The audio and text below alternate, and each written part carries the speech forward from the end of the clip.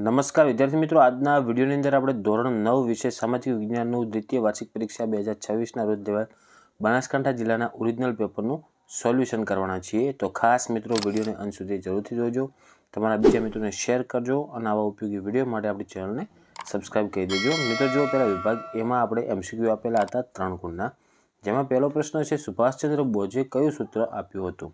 તો એની અંદર જવાબ આવશે મિત્રો ઓપ્શન બી, જય હિન્દનું। બીજો પ્રશ્ન છે રાજ્યપાલની નિમણૂક કોણ કરે છે? તો એમાં જવાબ આવશે ઓપ્શન ડી, રાષ્ટ્રપ્રમુખ। ત્રીજું છે ભારતમાં બિનજોડાણવાદી વિદેશ નીતિ કોણે અપનાવી હતી? તો એમાં જવાબ આવશે મિત્રો ઓપ્શન સી, પંડિત જવાહરલાલ નહેરુ। પછી આગળ આપણે ખાલી જગ્યા પૂરવાની હતી, જેમાં ચોથો આપેલ છે કે સાયમન કમિશનમાં કુલ ખાલી જગ્યા સભ્યો હતા।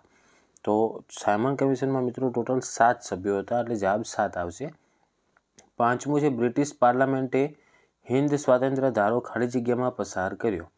તો મિત્રો એમાં જવાબ આવશે 1947। ઓકે। પછી છઠ્ઠું છે ખાલી જગ્યા એ સંસદનું નીચલું ગૃહ છે? તો લોકસભા છે ને એ મિત્રો સંસદનું નીચલું ગૃહ થાય, તો એની અંદર જવાબ આવશે લોકસભા। પછી વિધાનો ખરા છે કે ખોટા તે જણાવવાના હતા, જેમાં સાતમું છે ભારતમાં ન્યાયતંત્ર સ્વતંત્ર નથી, તો આ વિધાન ખોટું થશે। પછી આઠમું છે ભારતમાં એશિયાઈ સિંહ ગીરના જંગલોમાં જોવા મળે છે, તો આ વિધાન એકદમ સાચું થશે। પછી નવમું છે ગોપાલકૃષ્ણ ગોખલે ગાંધીજીના રાજકીય ગુરુ હતા, તો આ વિધાન પણ ખરું થશે। ઓકે, તો સાતમું એક જ ખોટું થશે, આઠમું અને નવમું બંને ખરું આવશે। પછી આપણે 1-2 વાક્યમાં ઉત્તરના આપવાના હતા, જેમાં 10મો પ્રશ્ન છે કઈ અદાલતના ચુકાદાઓ અંતિમ હોય છે? તો 10મામાં જવાબ આવે મિત્રો કે સર્વોચ્ચ અદાલતના એટલે કે સુપ્રીમ કોર્ટના ચુકાદાઓ અંતિમ હોય છે। 11મું છે કોની સહી થાય પછી ખરડો કાયદો બને છે? તો એમાં જવાબ આવશે મિત્રો રાષ્ટ્રપ્રમુખ, અથવા તો તમે રાષ્ટ્રપતિ લખો તો પણ સાચું ગણાશે। તો એમની સહી થયા પછી ખરડો કાયદો બને છે। પછી 12મું છે વનસ્પતિની વિવિધતાની દ્રષ્ટિએ વિશ્વમાં ભારતનું કયું સ્થાન ધરાવે છે?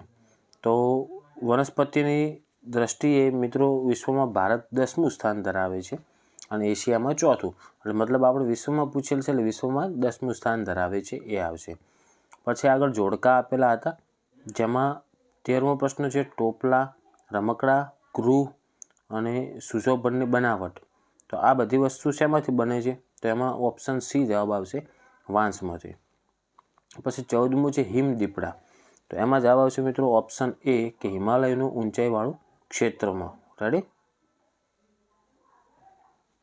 પછી 15મું છે રશિયાએ રચેલું લશ્કરી સંગઠન, તો એમાં જવાબ આવશે મિત્રો વોર્સો કરાર, ઓપ્શન બી। તો આ થઈ ગયું મિત્રો આપણે વિભાગ એનું 15 ગુણનું સાચું સોલ્યુશન। હવે આપણે જોઈશું વિભાગ બીનું, જે વિદ્યાર્થીઓને પેપર બાકી છે એમના માટે આ ખૂબ જ અગત્યનું કહેવાય, એટલે એમને સ્ક્રીનશોટ લઈ લેવાના છે।